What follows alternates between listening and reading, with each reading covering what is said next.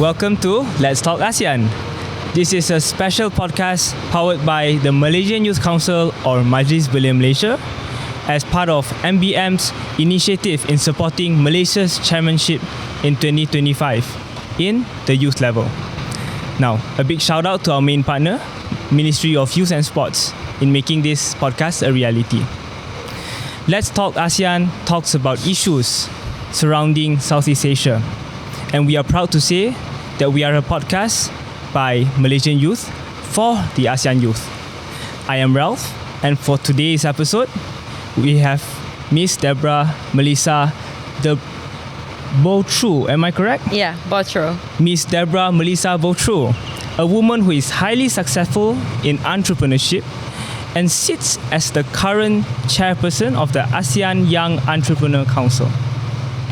And we are very, very much excited to have her to join us in this episode. Let's welcome Miss Deborah.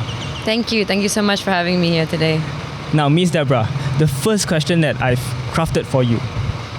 Your background in the creative industry, where you founded, managed, and served as the creative director of Sienna Designs. Now, how does this then translate into your journey as a woman entrepreneur in the ASEAN region? Okay, so I've had now my design agency for over 10 years. And working in design, it's all about creativity. It's about, thinking off the cuff. It's about resilience. It's about working with a lot of different industries and different people all the time. And this has also made it working with different clients, So we've worked with startups, we've worked with government-linked companies, we've worked with corporates, and this has also helped me build my network within ASEAN. So although we come from the service industry, it is a challenge compared to, other industries which are more product-based. I wouldn't say it's easier as an entrepreneur, but it's a different type of entrepreneurship. Yeah. Interesting. And I heard that you are currently wearing many hats at once. Yes. But we're going to focus more on the ASEAN Young Entrepreneurship Council, right? So, can you tell us a bit about this council, ASEAN Young Entrepreneur Council? What and who does it serve? And can you please share with us some of the key factors to it? Sure.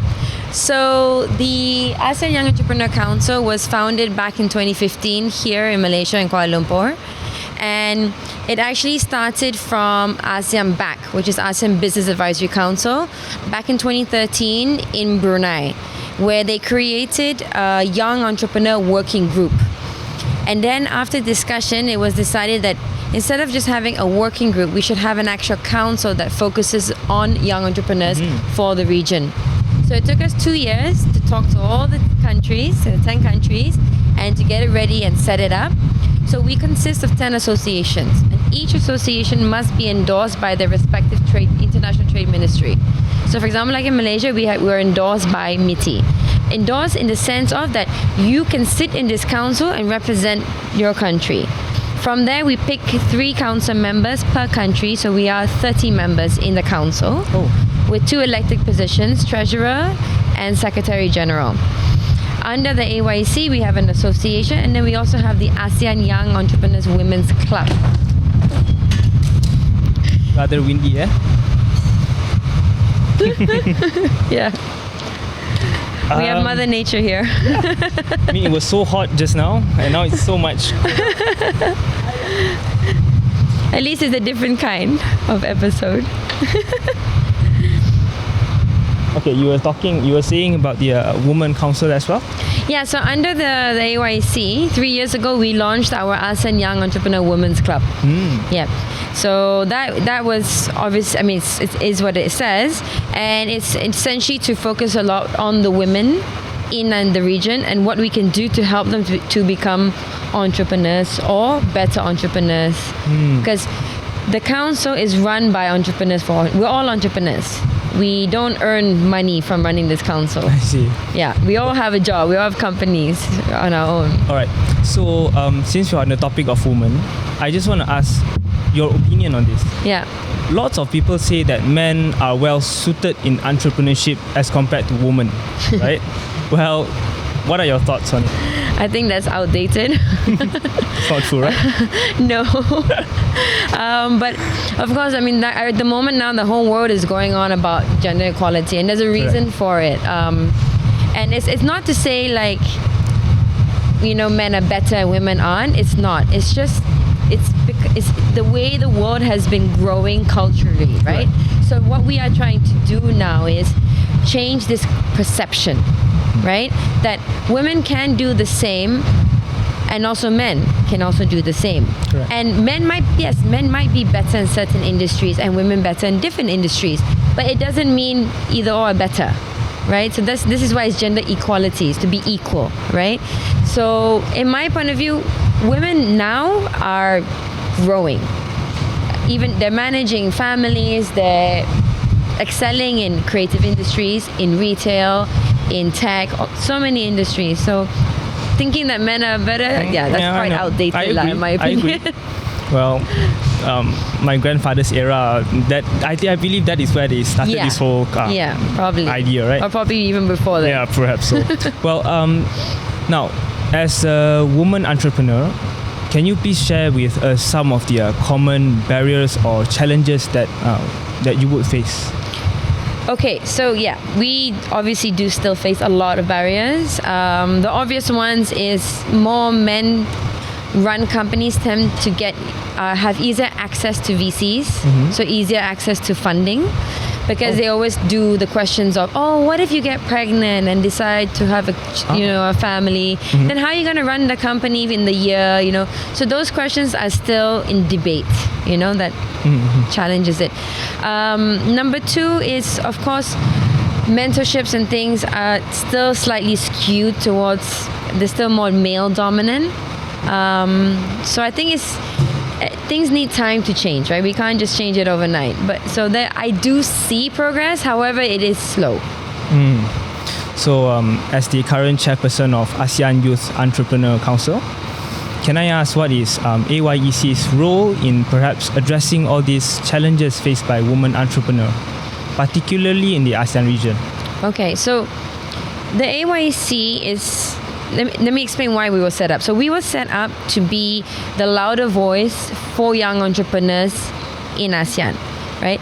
And we are the only council under ASEAN under the economic pillar. So we have a very strong voice.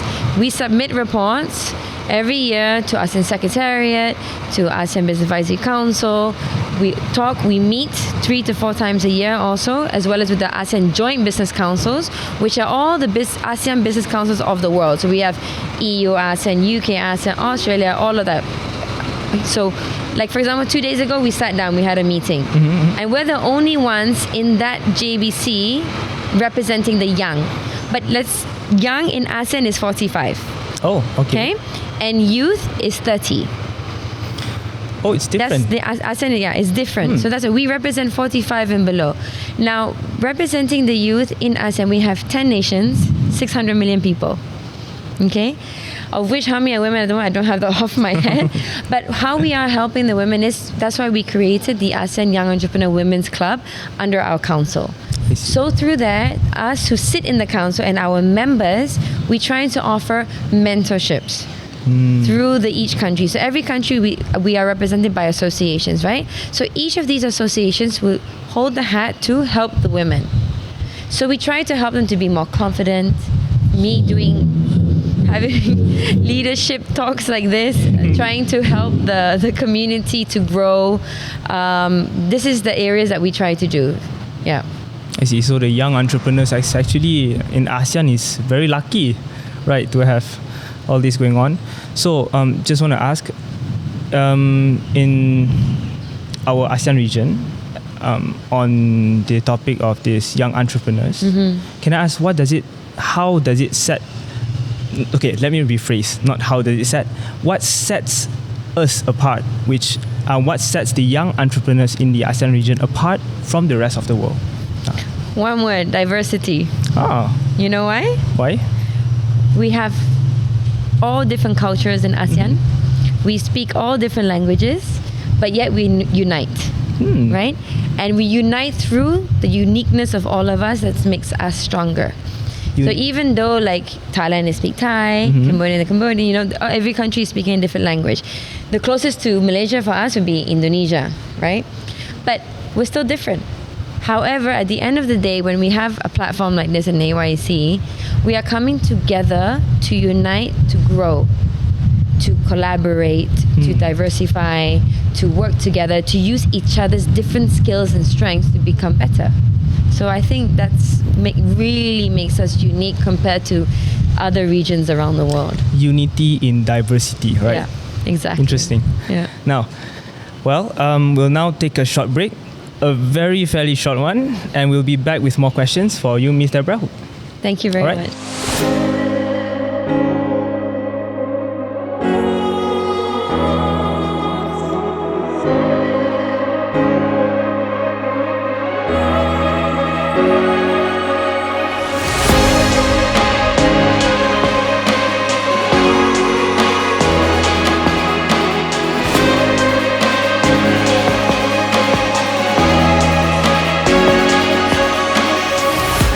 Welcome back to Let's Talk ASEAN.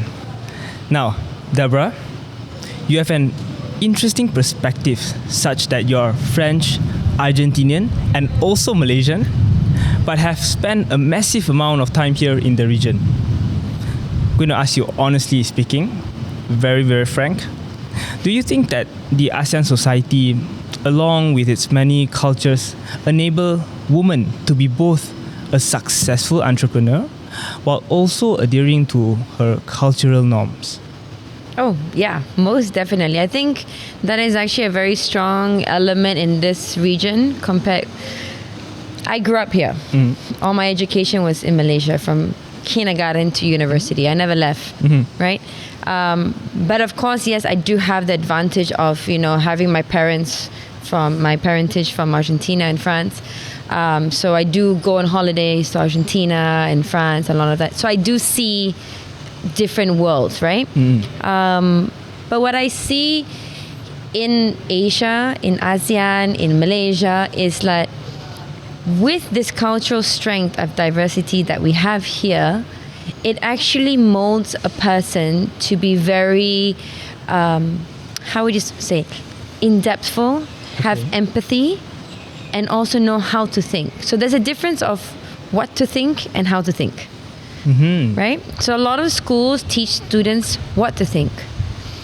And then you go to university and then you learn how to think, to learn what you were giving told by your professors. That's why it's professor and teachers. Same in sports. You have an instructor and you have a coach. There's a difference, right? An instructor instructs you to do something, tells you, whereas a coach works with you. So you have to learn to figure out and feel things on your own. So when you grow up in a region that has so many different types of cultures, it's Malaysia on its own. We have Malays, Chinese, Indian. Every single one's a different culture. We celebrate all the holidays. It's the best thing. Correct. It's a huge basket. We have the best basket here. Whereas you go to Europe, you only have Christmas. Boring. South America also, you only have Christmas, and the rest of the year everyone's so sad. Like here we always have Harry. So I think that really makes people more interesting, and it also teaches you how to be able to adapt more. So you're more adaptable to change, which is especially now in our time, how with technology and AI and things are changing so fast. So you need to be able to adapt to change and grow with it in order to succeed, especially as an entrepreneur.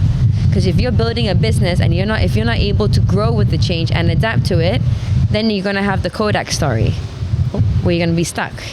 Do you know the Kodak story? Can you please share with me? The Kodak is a very famous story. The Kodak story is they did not want to grow with time. They did not want to change. So when they went from film to digital, they refused. They didn't want to grow with it. They wanted to stick to film. Whereas Nikon and all the other photo brands changed. So they actually got left behind. Then in time, they slowly, we have to move. The same thing in the pandemic. All the big corporate companies, the old companies refused. We're not going digital. We're not going to do this. Pandemic hit. It's either they went digital or they collapsed. So you have to be adaptable. And I think culture, growing up with so much diversity, really, it's an advantage. It helps. So do you think that women entrepreneurs in ASEAN is much better than women entrepreneurs outside of ASEAN region? Well, I don't want to say one is better or not, 'cause it's not very nice. But there are advantages. There are advantages. There's correct? definitely advantages. And also here in Malaysia, not only that you do have the culture, we have so much access to the European, and the American worlds, because, they also come here. And of course, traveling is the best one of the best things you could do, education you could have. But we have the best of both worlds, put it that way. Correct. Yeah. Now, on the topic of having more accessibility, correct, and in the ASEAN region. Now, many of the forums or forum-like type of events, they are mostly exclusive for only a certain amount of people, which are they are mostly exclusive for people who are who are involved in perhaps you're a CEO in a big company, Yeah. or perhaps you have connection with people who are in ASEAN, Yeah. the system, and they are not accessible to normal entrepreneurs, Yeah. young or women. Do you think that's true? No. No. No. Because, okay, for example, the AYC, it's for everyone. We don't have a specific industry that we focus on. Of course, it's young. So like I said earlier, it's 45 and below, right? But you don't have to be the creme de la creme Oh. to join. You could be a little startup that's just starting. That's the whole point, that we're supposed to create this platform for everyone to come together and learn, share your problems, and also share the good times. Connect, collaborate. It's a huge network. We're 10 years old. It's a big. This Yeah. year is huge for us. We're 10 years. I can't believe that we've done, one circle, all over ASEAN, and now we're back here in Malaysia where we started. It's a legacy now, and we're not just some little associate. We're a regional association, but yes, we want more people to come because the whole purpose of it is to be able to help one another. To collaborate, and hopefully in the future we can have more regional collaborations and partnerships, in the region and beyond. We never know, right? So AEYC is where everyone can join. That's rather good to hear. Yeah. And I just want to ask, we're circling back a bit. In your opinion, what do you think? What is your view of a successful woman entrepreneur? What is the definition of a successful woman entrepreneur for you? To be able to do what you want, to do things on your own, okay. In Asia, there's a lot of culture where, the woman's at home, the man works, So, and it's the old thing. That's why I said it's outdated, right? But however, now there's a lot of women who are not saying proving it wrong, but are able to do it. Whereas they're leading, they are working, they're successful, they still have a social life. For example, I'm leading. I'm a single mother. I have my companies and I hold several hats, right? Yeah. So that's my success. Everybody's success is judged differently, right? It's up to you what you make, what is successful to you, right? So to me, is to be able to do what I want, obviously in the right way. Because I used to always have difficulties in the beginning when I was building this council, for obvious reasons. I'm a girl. I'm white. Obvious. It's the norm, right? So I had a lot of questions and people find, I'm like, hey, you do it then. But they can't. And I'm like, I'm not here to fight. I grew up here. I'm Malaysian. I speak the language. If you want to do it with me, come. We're more than welcome. It's not for me alone. It's a whole group. We were a big group that started it. We have founding members that started it. However, I was Secretary General from day one until now, running it. But did I have my challenges? Oh yes, I had a lot of challenges, very much. But what I did in the end, I created this attitude of I don't care. but not in the way of being rude. It's like, I'm just going to go and build what I want to build for the good, for the people, right?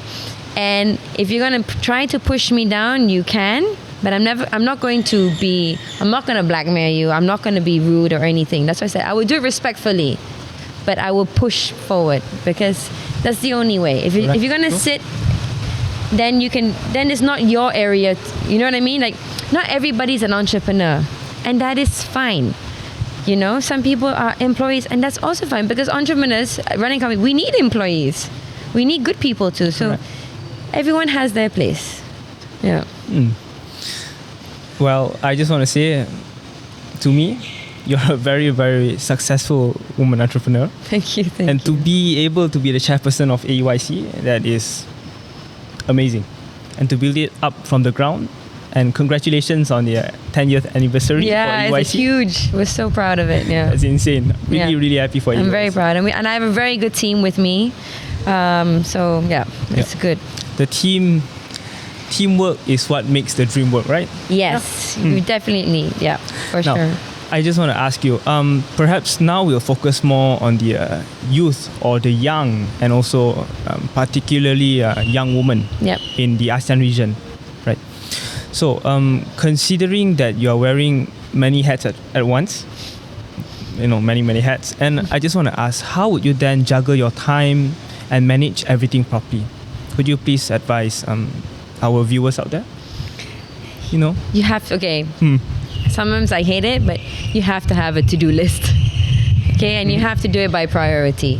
By being an entrepreneur, I do have the flexibility, right? I don't have to clock in. But there's no such thing for me as weekends, public holidays. Whenever I can, I will run and take a holiday. So it's a matter of priorities and management. So you've got to, you plan out the whole year, knowing what's going to be coming, right? So for AYC, I know in AYC I have my carnival every year. I have certain meetings to handle every year. We have goals to achieve. Okay, break that down. And then in my agency, how many clients do we need to catch this year? Who are we targeting? Who are repeated? How do I want to grow it? Do I want to keep it boutique, or do I want to grow it as a massive company? And then my other hats, where I also run the Royal Malaysian Polo Association, that is also on the calendar event. But everything is done in a to-do list. So I have to prioritize things and be organized. And calendar. Never forget to put things in your calendar, because you will double book and something will happen. But the thing is, you know what? I love it.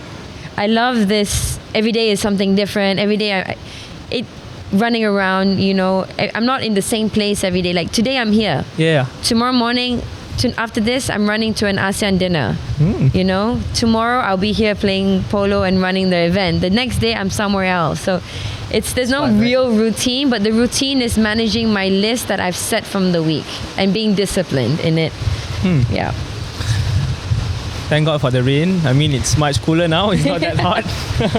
I think we've had all the weather today. We've got the wind, the sound, and we have the rain. Everything. And the birds. That's the best part. The whole package. Well, Miss Deborah, just want to ask you, in this new generative AI generation, or this whole new era, right? What are some of the new field of entrepreneurship that young entrepreneurs could perhaps venture into? Or do you think that these young entrepreneurs or women entrepreneurs, they should venture into? There's a lot of new industries now because of all the technology. So in my point of view, my personal view for young entrepreneurs is to venture into skills. Right? Yes, AI is coming. It's here, it's growing, and everybody's like, oh my God, AI is scary. Actually, it's not. You need to know how to make it beneficial to you. And there's one thing that AI does not have: empathy. It doesn't have a heart, right? We are feeding it. Yeah. Right? So what are the things that we can do? Obviously, you have to have skills of digitalization. You have to go into digitalization, definitely. Creativity. Can AI be creative? No. You still have to give it a brief. Sure. And where does that come? That comes from us humans, right? So I think those are still the elements that we shouldn't be so worried about. Whereas people like, I'm from the creative industry, and people are like, oh my God, Deborah, like, what are you gonna do? You're gonna have to close your company. You're not gonna have a job anymore. I'm like, no.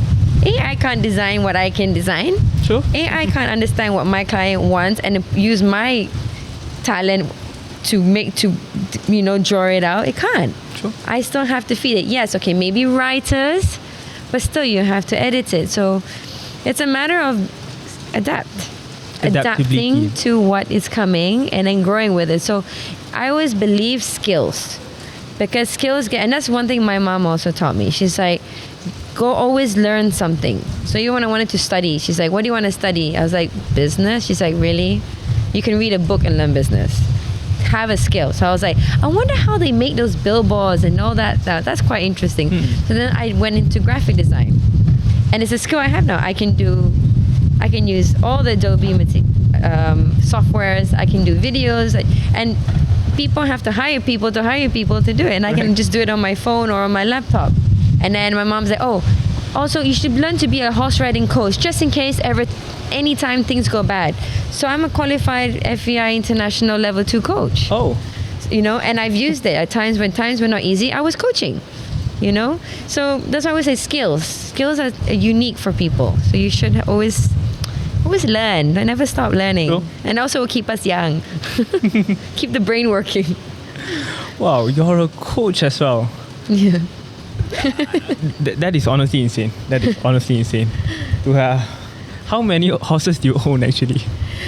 I had 5. I sold 3 kind of to my mom, because she's now running an equestrian place in Johor. I see.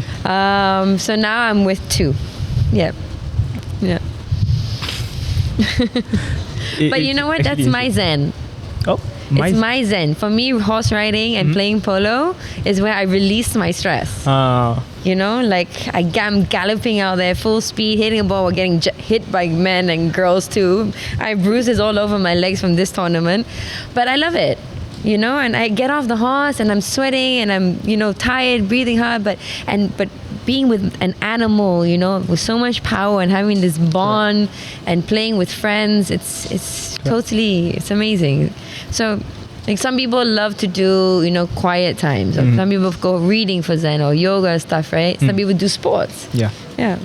Well, I think I just eat though. Eating is my... I have lots of friends, big foodies. So I will call them like, where should I go for dinner tonight? Then they'll tell me all the best restaurants. I'm like, okay, thank you. Do you often feel stressed? Of course I do, yeah. I mean, I am managing a lot. And there are times where I'm human. I'm overwhelmed. But I manage it, and I tell myself, like, if I'm going to get stressed and, complain about my life or complain about how my life was never easy and things were always difficult and I always had to do everything on my own, how is it going to make it better for me? Instead, I decided to use that energy to just keep pushing to build what I want, because no one else is going to do it for me. I don't come from a wealthy family. My mom was also a single mom with 2 kids. She's 72 and still working, but she loves it. She's not forced to work, but she loves it. So what I'm saying is that everybody has issues and problems, and everybody does get stressed, and we all have stress in many different ways. It's impossible if you're not stressed. Then I would be like, please give me that secret. But I believe that instead of complaining about my problems and stresses, I'm trying to switch and be optimistic to push it. It's the but mindset. Of course, yeah, sometimes you do have to break down and cry to get it out. But it's the mindset. Correct. It's the mindset. If you change that mindset to like, okay, it's okay, I will push through, it's a test, or I will just keep going, it does work. Yeah. Correct. Maybe it's not going to happen in 2 days or a year, but you got to keep driving. Have to keep driving. Yeah. You have to learn how to manage properly, and I agree with you. The mindset is the one that is that we have to focus. Don't believe everything on social media. Please don't. Take it with a pinch of salt. Fact check everything, right? Yeah. All right. Miss Deborah, or can I call you Deborah? Yeah. 2 last question. The first would be, what do you hope to see perhaps in the long run, in the next 10 years, in this ASEAN region when it comes to entrepreneurship amongst the ASEAN young entrepreneurs? Yeah. I would like one main thing that I would really like to see is more regional collaboration. So that is still a major issue at the ASEAN level. Even though I know the public sector is working hard to try and, make it easier.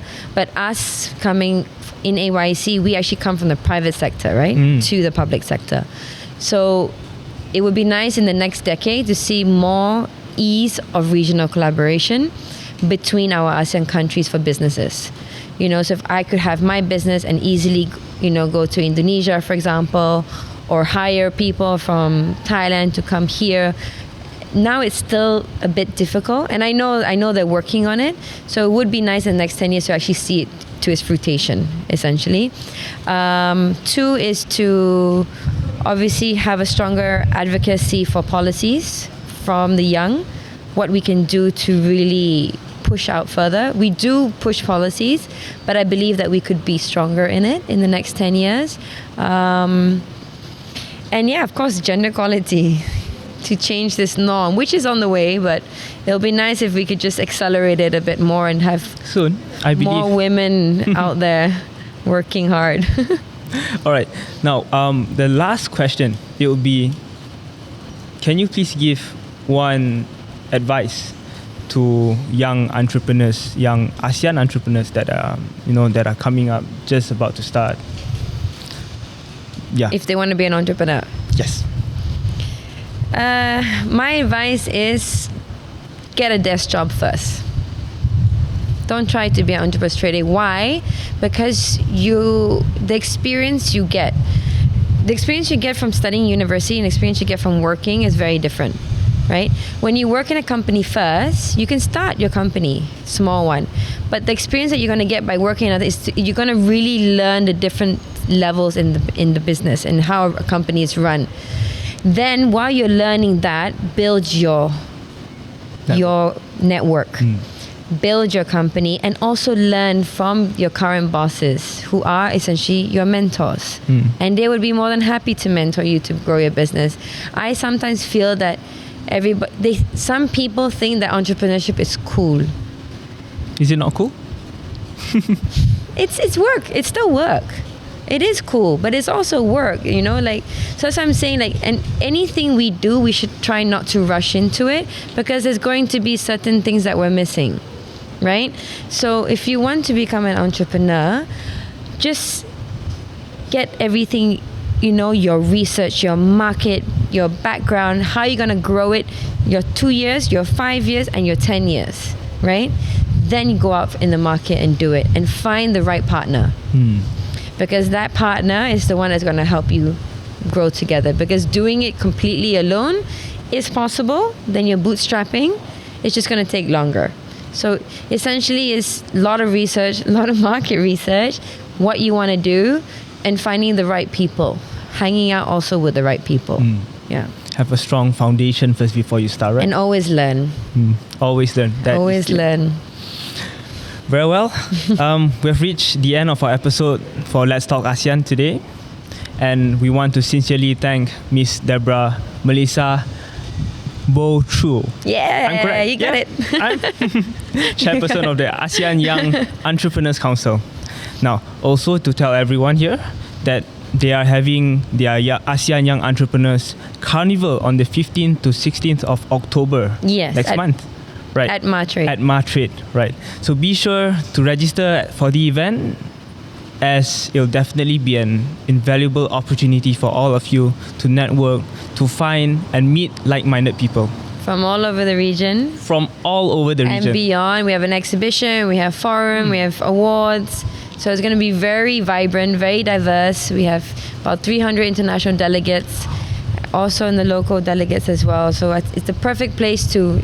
If you want to come learn, you want to network, you want to showcase your products, you want to meet people or just experience it, please come. Right. So stay tuned to our next Let's Talk ASEAN's episode. And this podcast is brought to you by Malaysian youth for the ASEAN youth. Remember to hit the subscribe button so you can stay up to date with our next episode. And if you have any suggestion or questions that you want to ask, do drop us a comment. And we'll see you next time. Thank you.